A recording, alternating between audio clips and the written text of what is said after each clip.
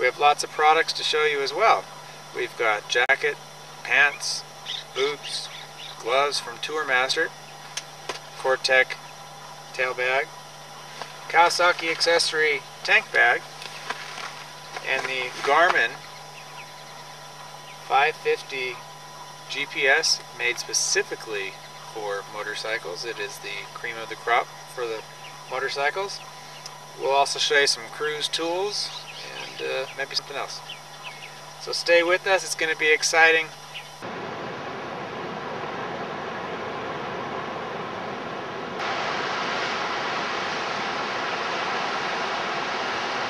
But before we head out today, we got to do a little bike maintenance. So we're going to take the bags down, pull out some tools, adjust the chain, look the bike over real quick. We're also going to adjust the tire pressure, and then we'll be ready for the day. I really look forward to it.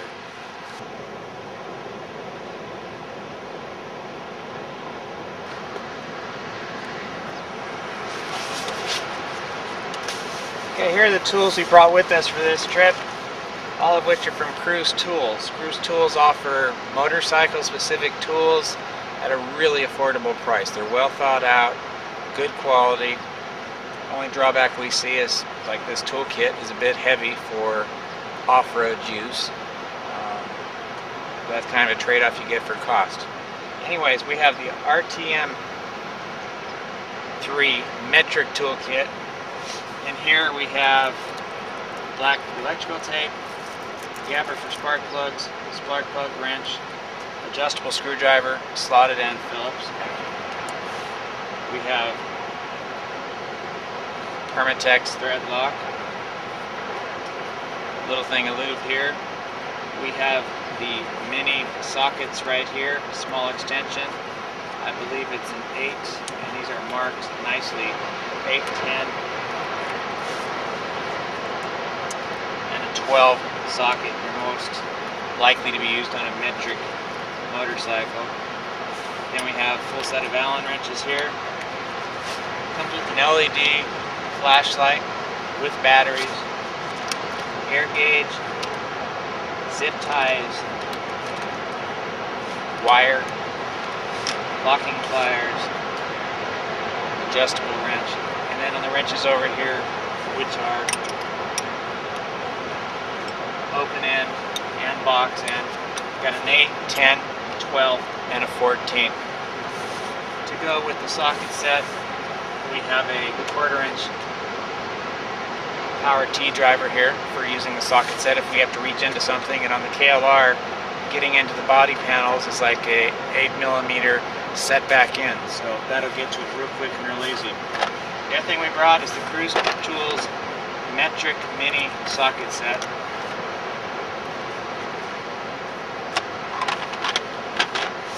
Which comes with the ratchet set, 1/4 inch drive, 2-inch extension, a 10, 12, 13, and then hex bits 4mm 5, 6, and a number 2 Phillips bit right here. This is a really nice little package for your workshop or out on the road. This will allow us to do most anything we need with sockets. So that's what we have. So we're going to get to adjusting the chain here.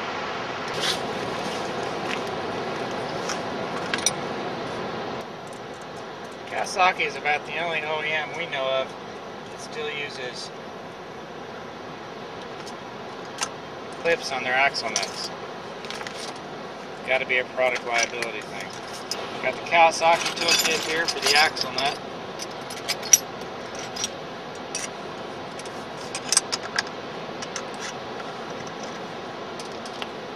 Of course, it's tight, done in a shop. What we want to do, especially on the trail, is we want to not move the adjusters. We want to move each one the exact amount of turns. That way we don't have to do a lot of lining up or special work. We just want to get it to approximately the right tightness. It's been loosening since we started, a lot of miles in the chain. You want to hold the adjustment nut as you loosen the lock nut so that the adjustment it's at doesn't change. It'll change the alignment.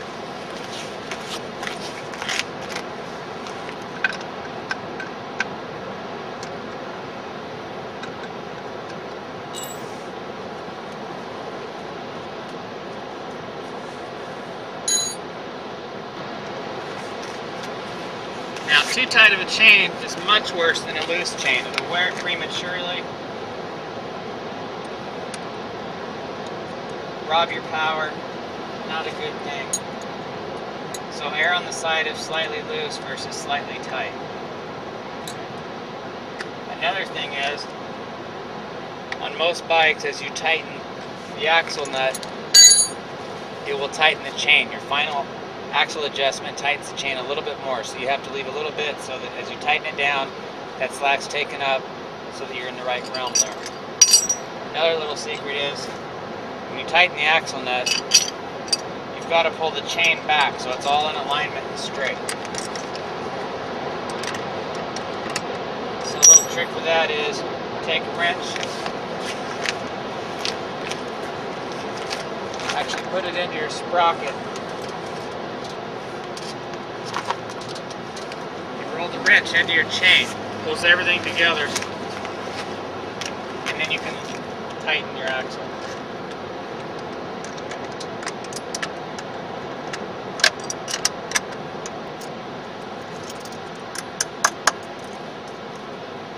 End it out of the way and we're ready to go.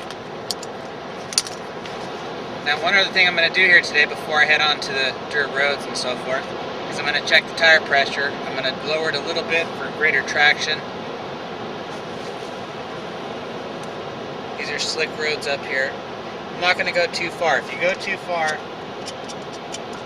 you open yourself up to flats, and I don't want to go to that point. So we've been running about 25, 26 on the pavement. We're going to go to about 22. You got to turn your gauge on first.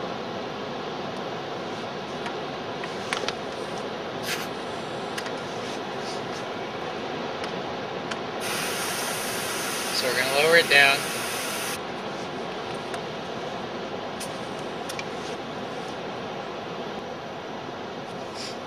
Okay, that's 22. We're going to leave it there. Now, whoever prepped this motorcycle at Kawasaki, they won me over real quick because they know what they were doing. If you're going to run a nut on your valve stem, you don't put it down on the rim, not on a bike like this or an off-road bike. Put your cap back on, and then you raise the nut back up against the cap to hold it on. This way, if your tube slips slightly, it doesn't yank out the valve stem and have you an instant flat you can't repair. So whoever did this bike knew what they were doing, put a smile on my face. This is the way we do all off-road bikes. Not everybody knows that.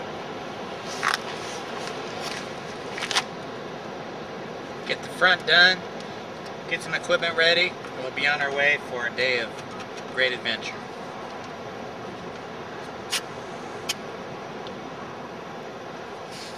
.22. I'd like to go to about 20, but I had a feel of the front folding under on the pavement, tight corners, before I raised it up, so I'm going to leave it there instead of going to 20. This isn't it's a soft tire. It doesn't have a hard sidewall or anything like that, so air pressure is pretty important to this tire. Once again, the nut against the cap. This is our CruzTools, lightweight, very affordable air gauge, and we found it so far to be accurate.